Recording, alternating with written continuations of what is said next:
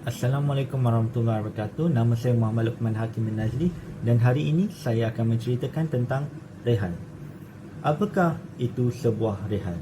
Rehal merupakan sebuah bangku ataupun meja yang boleh dilipat dan digunakan untuk meletakkan kitab suci semasa dibaca.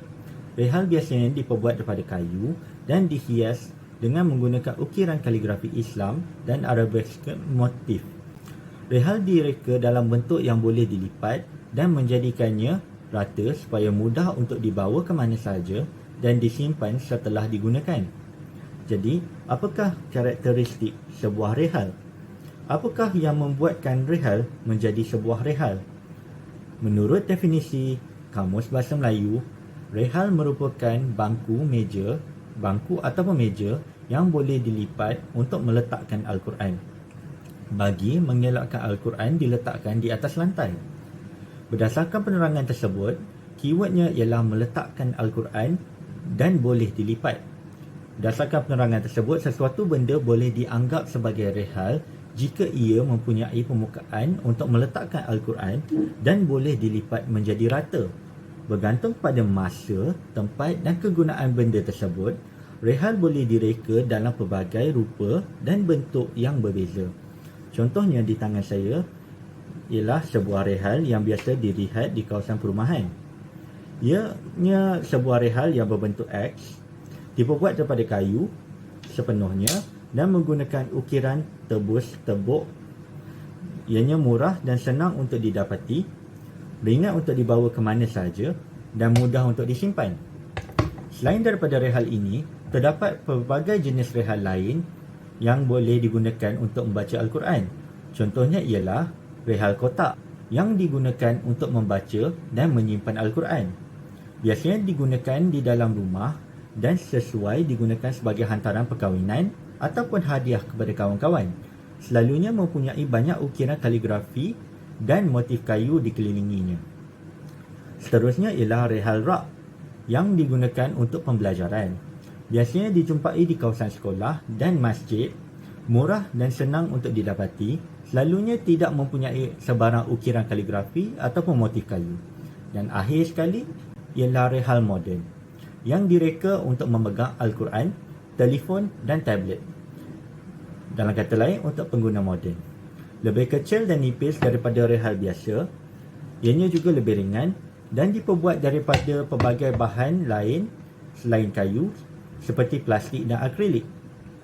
Walaupun semua rehal yang saya terangkan mempunyai rupa dan bentuk yang berbeza, semua rehal tersebut mempunyai persamaan yang sama, iaitu ia mempunyai permukaan untuk meletakkan Al-Quran dan boleh dilipat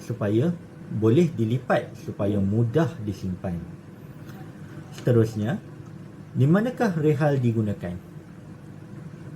Menurut sejarah, rehal biasanya digunakan di negara Asia Tenggara dan Arab, lazimnya oleh kaum Muslim, Hindu dan Sikh.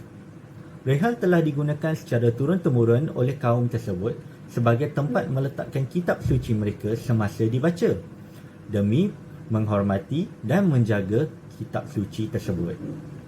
Di Malaysia, rehal biasanya digunakan oleh masyarakat Islam oleh kerana budaya dan agama kaum Melayu yang biasa duduk di lantai. Rehal biasanya digunakan untuk membaca Al-Quran selepas solat oleh kaum Melayu untuk mengelakkan Al-Quran diletakkan di atas lantai sebagai tanda hormat kepada Allah Subhanahu Wa Taala.